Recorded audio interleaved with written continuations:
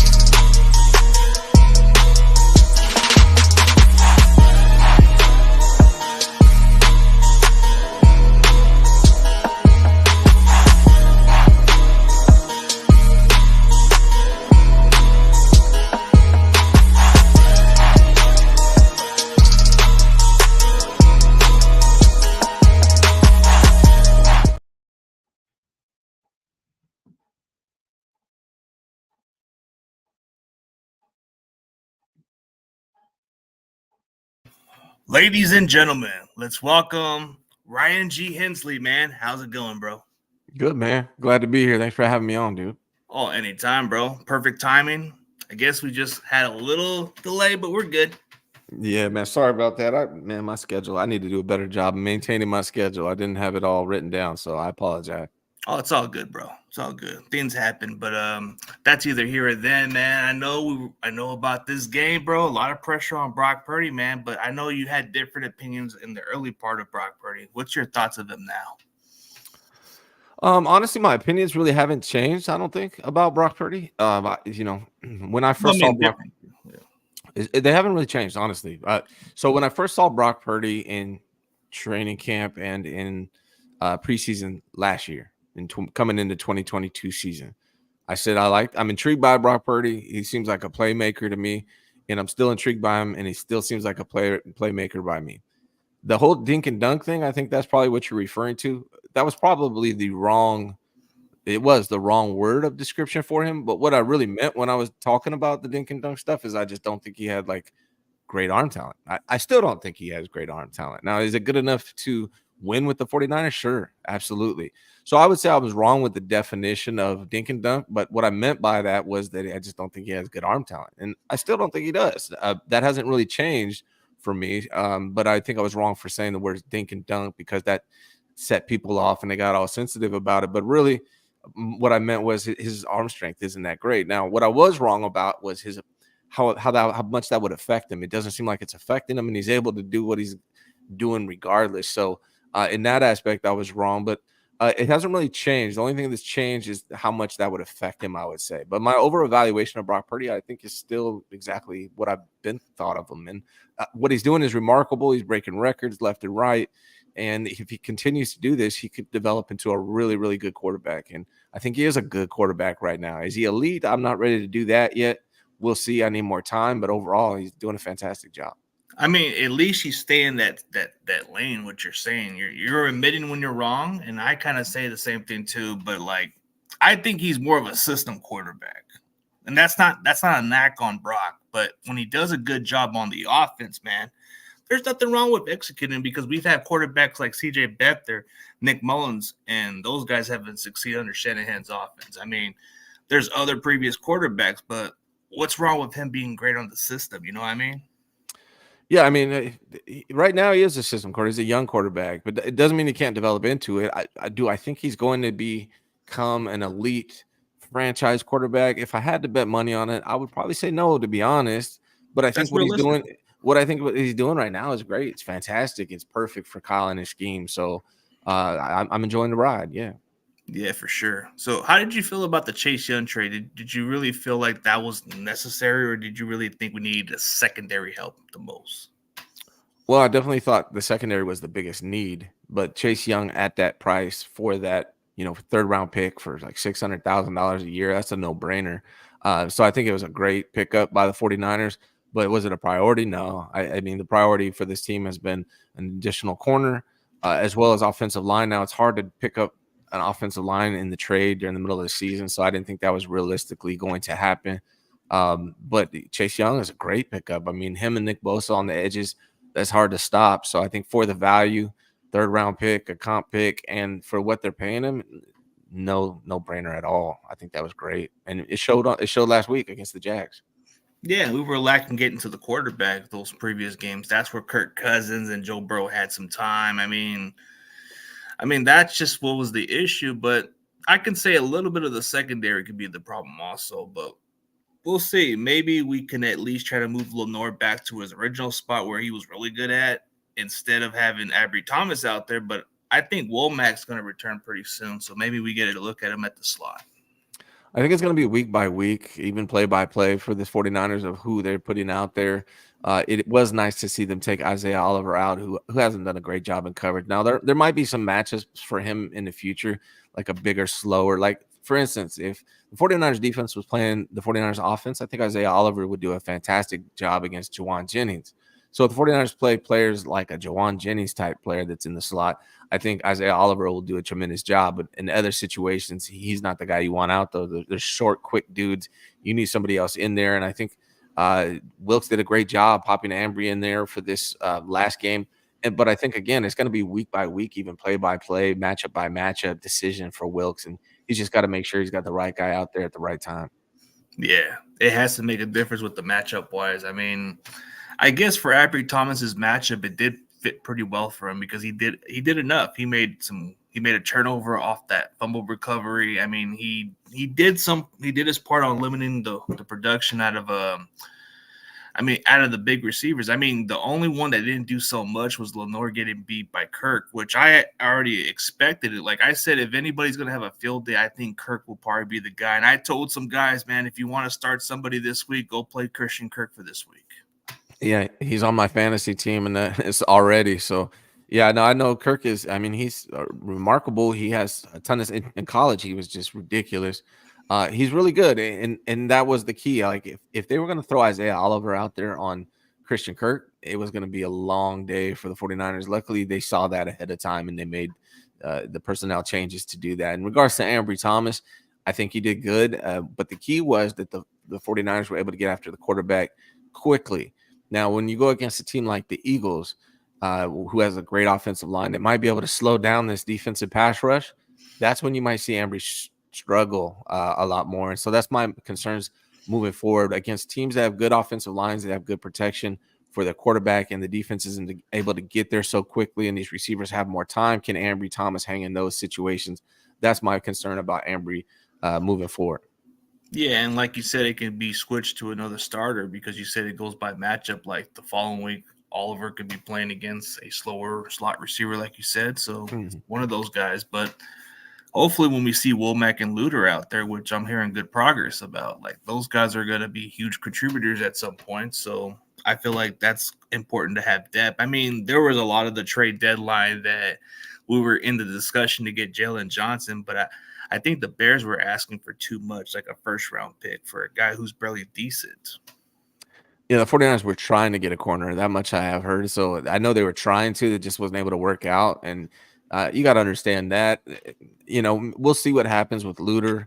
I mean, he's a rookie, hasn't played at all, missed all the training camp, missed preseason. So the expectations of Luter maybe in the future should be high, but immediately I'm not so sure that I would have high expectations for Luter immediately, being that he hasn't really played much in the NFL yet.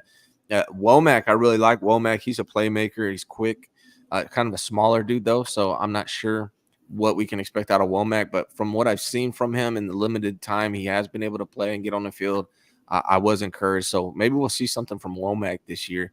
Maybe he can contribute as well. I noticed Jason Verrett was released by the Texans. We've had a long history with Verrett, and when he was healthy, he was fantastic. What are your thoughts on Verrett? Any chance the 49ers pick up Jason Verrett? I guess any depth would help. I mean, even when he's healthy, he's been a difference maker, but it's just he keeps getting injured. So I don't know. It's like okay, if he's gonna take a lower deal like he's been taking the previous years, then there's no harm, no foul on this move because when he's healthy, he is a solid playmaker out there. Yeah, I'd be down for it at this point because when he's healthy, he's good. I mean, I know he's a lot older and he's suffered a ton of injuries, so I don't know what kind of player he is at this point. But in the past, when he was healthy, he was fantastic. The only problem was his health. And so the Texans released him. I don't see the harm in signing them to the team and seeing what they can get out of him. But maybe they know something I don't in regards to Verrett and his overall health. Yeah, and maybe it's got to do with him having some setbacks too, because when he comes back on the field, he was injured too before we even had a game last year. Like when he was activated off the injured reserve or something, we brought him back in, and then he just couldn't even make it fully healthy for the first week of practice when he was activated. So it's like, damn. Yeah. Like, I think he was supposed to play a day before that game, and then he just got sidelined. It's like, damn, just like that? I think he's had like 17 injuries throughout his career, which is it's just it's a lot. Yeah, it's unfortunate, but it happens to a lot of players. But yeah, like when you look at the rest of our defensive line depth, I mean, a lot of the guys we brought in, we feel like, oh yeah, we're gonna give this guy a chance because he didn't do so well with the previous team. Let's take a flyer on Colin Farrell and see what he does because he's another Raiders outcast, you know, a guy that never did nothing over there. Then we bring him over, and then we bring in a guy like Austin Bryant during the offseason. And some of those guys just haven't paid dividends. And then we make these trades. We go from like, okay, let's get Randy Gregory, hell with it, and then go get Chase Young. It's like, how did they realize that they messed up on some of their depth at there? So I think that was pretty interesting. Did you think it was kind of interesting that they realized that this wasn't working? I think the biggest one of those, and you didn't even bring him up, was Drake Jackson. I think they were Drake Jackson. Oh yeah, Drake Jackson's production wasn't quite like up to what they expect. Yeah, they expected Drake Jackson to be a guy this year. I really believe that was their expectation, and that's why they didn't make the moves that on the D line until recently, until they realized maybe he's another year out away from being what they need from him. I think that was the biggest disappointment. But I like the moves they made on the defensive line. The 49ers do have a habit, though, of thinking they can revamp players that the rest of the league has not been able to have success with. And that's not going to work all the time, right? There's a reason some of these guys just haven't found success, and they're just not built for it. Drake Jackson is interesting, man. I was really hopeful that he would be a guy this year. And after that first game, 3 sacks in the first game, you're like, hey, maybe this break out more. Yeah, maybe this guy's it. And then it just hasn't worked out for him. And now I believe they put him on injured reserve. So, yeah, I mean, the defensive line is the least of my worries right now, especially after signing Chase Young. They're solid in that regard. So, I mean, that's encouraging. That's good for the 49ers team in general. Yeah, especially the depth now. Now, I'm kind of more intrigued to see. I don't know if we're going to see much of Robert Beal Jr., but I'm pretty sure late part of next year we'll probably see a good idea of what he could be. Yeah. Yeah. The 49ers, they're rookies, and it takes a while for them to get on the field and be productive, in part because the team is so good in general right now. Yeah. When you watch these previous games, when you see Jake Moody kick the field goal, does it give you a little concern, man? Because anytime I see this guy kick field goals, I'm like, damn, like, what if it's the playoffs and we're in this position, bro? It's like this guy cannot mess up, right? Yeah, but one of my fears for the season is that the 49ers season is on the line and Jake Moody has to kick a field goal to keep us going. That's one of my concerns. I don't have a lot of confidence in it, to be honest. You know, what is it? The word Moody, like basically, even his last name, basically, you know, gives you a reason to be apprehensive about whether he can be consistent or not. I mean, he just hasn't shown us enough yet, and it's just because he's a rookie. Although he missed what? How many kicks did he miss this year? Three. I believe. 3 field goals this year. He's been all right. It's just even in the last game against the Jaguars when he was asked to kick a field goal, it barely went in there. So, I think it's just because he's a rookie. We just don't have a lot of experience on him to see whether or not he is clutch in those situations. He was in college. Maybe that'll transition. Maybe he'll get more comfortable as the season progresses. Maybe he'll hit that kick when it matters most for the 49ers, but it is one of my concerns that I'm a little apprehensive about. Yeah, because I feel like, he's only missed 3 kicks all season, but some of those kicks that he made, like he barely made them, like the Jaguars, like you just saw how it was barely on the where the bar's at, and he at least missed it. But I don't know how this guy, it's like I want to feel confident with him, and I don't want to worry about hearing this Robbie Gold call stuff anymore. But if Moody keeps playing the way he's playing, it might be a concern. Yeah, if he misses another clutch kick, they might have to do something. But we'll see. I mean, he did miss a clutch one against the Bengals, and he could have won the game basically for the 49ers at that point. Oh, you mean the Browns game? Yeah, excuse me, the Browns. Yeah, I don't know, man. We'll have to see with Moody. The thing is, it's just such a small sample size that we can't really determine whether he's good or not, a clutch or not. I think we just need more time with him. Same with any rookie, really. It's hard to determine. I don't think the value was good though. Like the pick overall was a It mistake was a because, reach. yeah, you could have got a good kicker as an undrafted free agent. You didn't need to go for a third round kicker, in my opinion. Either way, it would have been better served like spending that pick on DeJuan Jones or somebody else. DeJuan Jones Uh, is what I wanted. yeah, that's what I wanted. Or So Freeland was another option too, but still, like there were some options we could have gone to. But like you said, reaching for a kicker that high is just it's not necessary. yeah, and I don't think this organization under John Lynch and Kyle Shannon will ever make that mistake again. I think they kind of see that. Now, Moody might end up being the guy, man, and it may work out. But even if he is, still a reach. You still could have found that same serviceable kicker Yeah. like as an undrafted free agent. I Yeah. think it was dumb. Yeah. Either way. Yeah. Like Justin Tucker was undrafted, and he's one of the most successful kickers. But Yeah, there's a lot of them. Cowboys got one this year. I mean, there's a ton of them. You don't need to draft a kicker in the third round ever. You don't. And I think offensive line was something we neglected. But going into the offensive line, a lot of the issues comes down to the right side because a lot of people question McKivitz and then my boy Burford. My boy Burford, who was on my show last year. I mean, there's a little of his weakness too. Like, how do you feel about the right side, man? Is it a little concern? Big concern, biggest concern on the team to me. Burford has not shown that he hasn't taken the steps like Banks, right? Like Banks didn't even play his first year, second year, boom, he's playing fantastic. Burford played his first year, but had to rotate. Now we're into his second year, and it looks like he's going to be rotating with Feliciano. And in my opinion, Feliciano, I know he's on his show, no disrespect, but to me, Feliciano is better than Burford right now. And then McKivitz is not serviceable, in my opinion. So the 49ers offensive right side of their line is a huge concern. It's been a concern for a long time. I'm just blown away that the 49ers haven't addressed it already. It just doesn't make sense why they don't prioritize it higher than they do. John Lynch has said multiple times, even recently, that they value the quarterback and then the people to get after the quarterbacks as their number 1 and 2 priorities. To me, it should be quarterback and then the guy that protects the quarterback and then the guys that get after the quarterback. For whatever reason, they don't value it as high as they should. And I think we're seeing the consequences of that. If you look at the 49ers offensive line right now, you got one guy that I think you can count on moving forward. And it's not Trent Williams, because Trent Williams at some point is going to retire in the next year or two, I would imagine. It's Aaron Banks. Aaron Banks is solid. He's young, and you can rely on him for the future. Trent Williams might retire. Brendel, I don't think is the long-term solution, even though he's doing fine. Burford, I don't have any confidence in yet so far. We'll see. Maybe he'll develop. And then McKivitz is just not the answer. So you got one guy on that offensive line that you can really count on for the future, which is Aaron Banks. And that's disturbing to me. And a lot of that is because they spend all their draft picks on Trey Lance, who they dumped off to the side. They, looking back on it, if you were going to trade Trey Lance for a 4th round pick to the Cowboys after spending 3 firsts and a 3rd on him, what they should have done is been investing in this offensive line. And they had the opportunity to do it last year. Instead, they chose a kicker. So, the Niners and John Lynch and Kyle Shannon are very good at building rosters, but this one part of it, I mean, maybe outside of quarterback, we'll see what happens with Brock Purdy, but offensive line is like the black eye on their history, on their resume.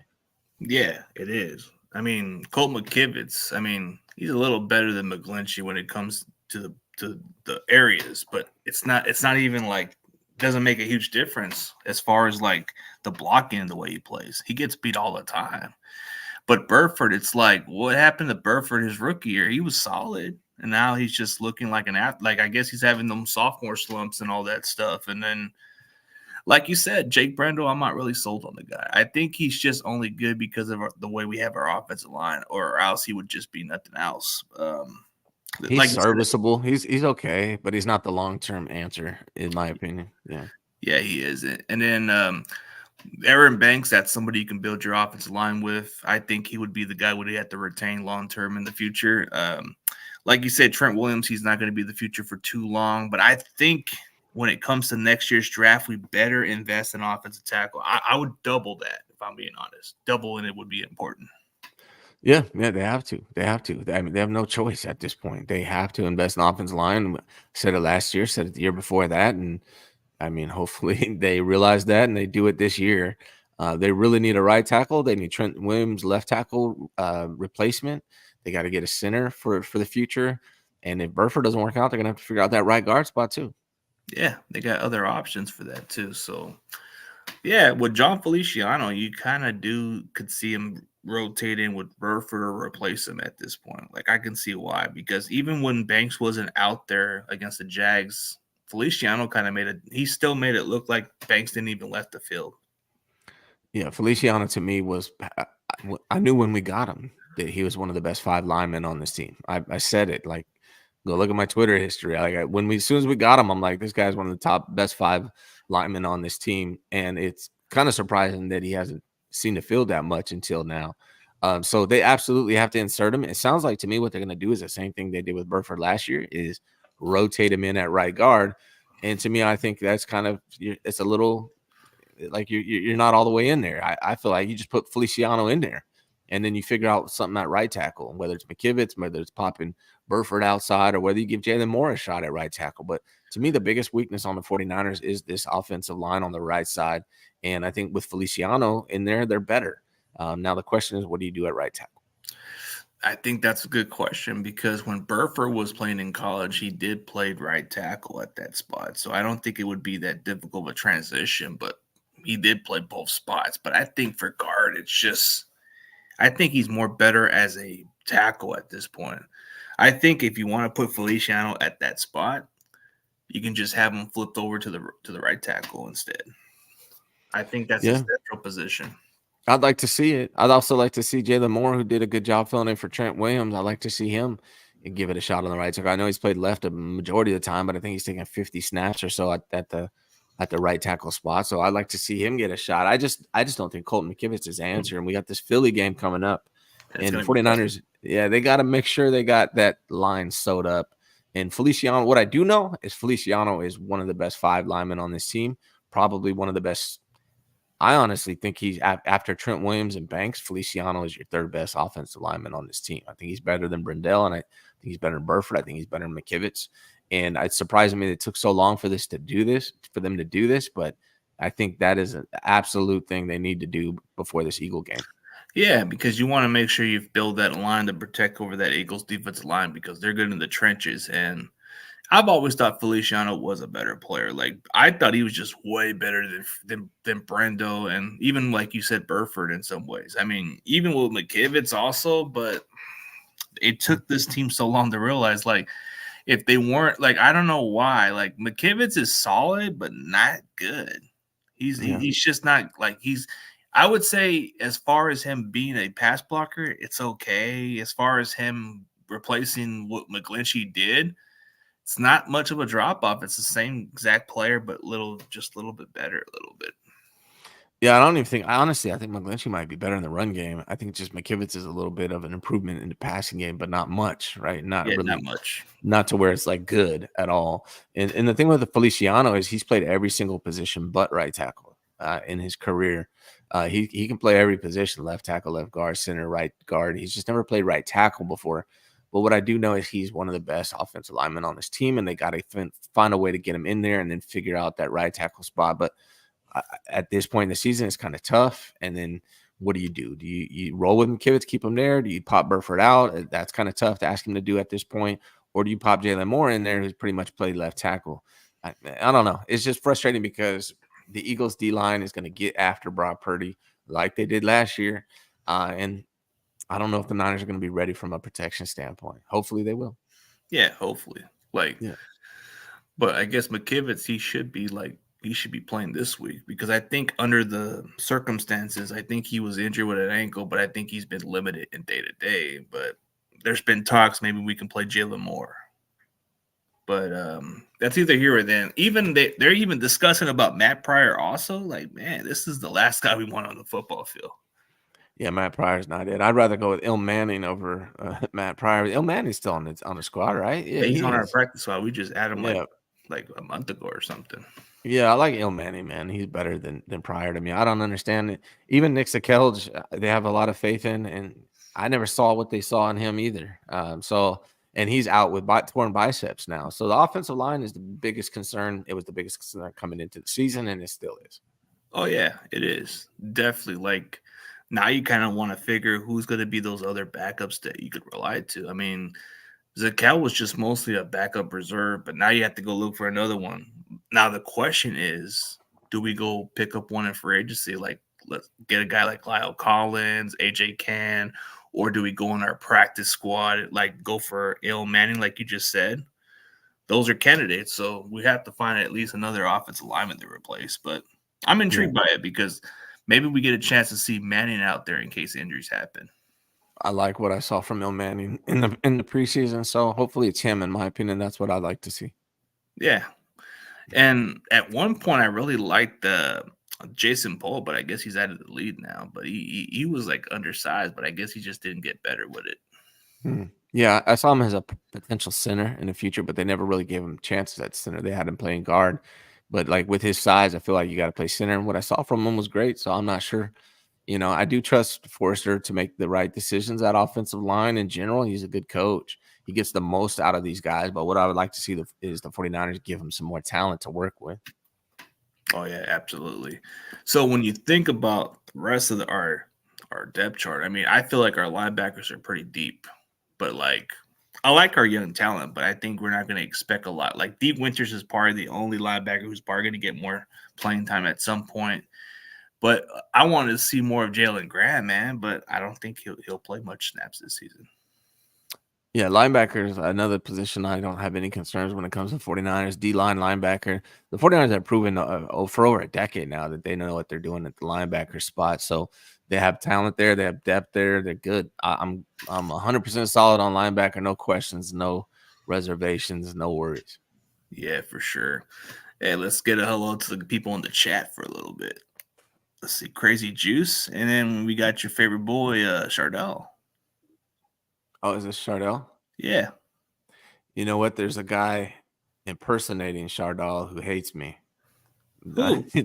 I don't know. His name is something Chardell. Is like a fake Chardell, and he can't stand me for whatever reason. I have no idea, but it's good to know that the real Chardell is here supporting. What's up, buddy? Nice to see you. Yeah, and then we got Randy in the building. But let's talk about a preview with the matchup with the Buccaneers. How do you feel about this matchup? I mean, I'm not really worried about this team at all. They're passing. This would be another good day for Brock Purdy. Passing defense is really bad. I'm not a big believer in Baker Mayfield. I think the 49ers are going to go in there and handle business. They should beat the Buccaneers handedly. It's not really even – I haven't spent much time thinking about it, honestly, because and maybe I'm mistaken for that. And hopefully I'm assuming the Niners aren't looking at it the same way I'm looking at it. But to me, it seems like an easy W for the 49ers. That's the way I was feeling because I'm like thinking, well, the way we play the Jaguars, I would see no different with the Bucs. Yeah, the Jaguars are better than the Bucs in my opinion. So Bucs, yeah, they are. Yeah, this should be a cakewalk, honestly. But again, hopefully the Niners aren't looking at it that way. They seem to play down to games they might take for granted a little bit, and I'm hoping that's not what happens this weekend. Yeah, I hope we take it very seriously. The only thing the Bucs have going on, in my opinion, is like, man, it's like their defense is not the same. But I think what stands out with them is the linebackers. They got good linebackers. Their defensive line, I think they're solid against the run a little bit. But other than that, their secondaries are suspect in different areas. And then you look at the rest of their offensive linemen, it's not that great. So that's another weak spot is their offensive line. And Baker Mayfield with all the weapons, he's got a lot of weapons, but if he doesn't have enough time in the pocket, that can be a disaster. Yeah, I think the one thing they need to be concerned about when it comes to the Buccaneers is Mike Evans. Letting Mike Evans go off, and who's going to be covering Mike Evans. Outside of that, I don't have a lot of concern. Baker Mayfield can get hot at times, but I just don't look at him like as an elite threat. Their offensive line isn't that great, and defensively, they're horrible against the pass. And I expect the 49ers to just eat them up. I think it's going to be I think it's going to be over at halftime. They're going to be running the ball and controlling the clock the rest of the game. Just like last year, how that game was over before halftime. That was just a crazy feeling. Yeah. That's how I kind of see it playing out right now. I'm going to dive in deeper tonight. I'm going to have I have shows every morning at 9 a.m. I haven't honestly spent a ton of time on the Bucks because I just don't really worry about them too much. But I'm gonna dive in deeper tonight and Yeah, prepare for that. I think I know a certain content creator who's from Tampa that happens to have a lot of scoop over there. Oh yeah, Your boy, buddy. Yeah, I'm pretty sure he got some good take on those. yeah. He's a tough kid, but Baker, I like Baker when he was out of Oklahoma, but his thing was he was just too much of a gunslinger. Like he kind of gives you that Brett Favre vibe a little bit. Yeah, I don't think Baker's complete trash. He has moments where he looks pretty damn good. Yeah. I just don't think he's like something that I need to stay up late sweating on, like worried about. I think the 49ers will be able to handle him. If Baker was on the 49ers, he might be pretty decent, honestly, in this system with Kyle Shanahan, with all these weapons. He might do pretty well. I just think on the Bucks, I just don't really like what they got going on over there right now, and I don't think they have a bunch of talent around him. Maybe from the offensive side on weapons standpoint, but outside of that, I'm not really concerned. The 49ers should win handily. If their defense shows up, plays like they did against the freaking Jaguars, it's going to be a butt whooping. Yeah. The only way I see Tampa kind of having the games if they do like certain stuff like those quick screen pass and throw it to the running back. I think White is that running back that does really good as a receiving back. I've heard good things about him, but I don't think they got that type of talent to hold up. So, but we'll see how that plays out. Like you said, it probably won't even be a contest. It might just be over before halftime. So I'm thinking this can be like the Dallas game. It could be a 42-10, 42-3, maybe. Maybe I'm thinking a little too high. Maybe, man. You never know. I've been expecting for the 49ers to have a big breakout butt whooping. And the Dallas one was good, but I think this team is good enough that they can hit 50 on somebody at some point. So maybe it's against the Buccaneers. We'll see. But again, like I just expect the 49ers to win this game pretty handily. But you did bring up the screen passes. That seems to be the Achilles heel for the 49ers defense, the most effective thing to do. The Rams know that, and they do that often against the 49ers. So hopefully none of the other teams realize that, because that does seem to be the most effective way to attack this defense. Yeah, quick screen pass if they got time. Yeah. Like I think that's what the Bucks have that running back White for, because he's a good receiving back. Yeah. I mean, I've checked him out at Arizona State, and that's all he was an effective receiving back, and he can do a lot. So yeah, but I think as far as our success, man, we should be able to have a field day. I think McCaffrey's going to have another field day. He's going to have maybe multiple touchdowns, since the other week he didn't even get a single touchdown. Yeah, I can see that, man. He does it constantly, so it wouldn't surprise me. Yeah, it wouldn't surprise you. But yeah, bro, it's been fun. I know it's been a while since we catch on. I know you got a really good show going on, and you do a lot of good stuff. And besides the content, you do like real estate stuff, huh? So yeah, but I mean that's how I provide for my family. I got 4 kids. I'm a real estate broker, a mortgage lender in the state of California. So that's what I'm doing today. Is like a slam day for me, and that's partially why I was a little late, and I apologize. It's all right. But yeah, we're doing the show. I'm almost at 6K. If you guys aren't subscribed, come subscribe to the channel. It's been about 13 months of doing that. Love doing it. It's been great. It's hella fun to me. I enjoy it. And it's also helped me network and sell real estate too. So it's kind of been a win-win for me. Yeah, it's a win-win for both ways, I guess. I mean, yeah, can't go wrong with it. And plus, with your experience, you already know the reports and other stuff, so you got a good understanding. And it's not like I always it's not like I bother with you every now and then, because I know you got a thing going on. So I'm like, maybe when the time is perfect, I just reach out when it's necessary. Yeah, I appreciate it, man. I've enjoyed. I dedicated every Thursday at this time to going on people's shows that maybe I haven't had time to do before, and so I'm glad to be here. I'm probably gonna keep doing that. My shows are on at 9 a.m. every morning because my work schedule is so busy, and then my family life is so busy that I try to do everything in the morning, and then it's hard for me to find time to do it later on. But I was glad that you reached out to me, and I'm glad to be here, man. And hopefully we can do it again in the future. Oh yeah, most definitely. Once I saw you put it on Twitter, I'm like, okay, I got to reach out quickly before somebody else does, because I know you're going to get a lot of people reaching out. Oh, right on, man. Thanks, man. Well, I appreciate you again reaching out to me. It means a lot, and I'll continue to come up on here whenever I get opportunity. Oh yeah, for sure. And thank you for your time. I know you got some stuff to do, and for everybody else, go subscribe to Ryan G Hensley, man. Very knowledgeable football guy and a real estater guy, man. So you can't go wrong with either. If you want a house, go hit him up. if you want all Niners content or other stuff with the Warriors, go hit them up. Thanks, buddy. Yeah, no problem, bro. Anytime. And you guys have a great day from the comment section. And hey, my boy Ryan G Hensley, and we out.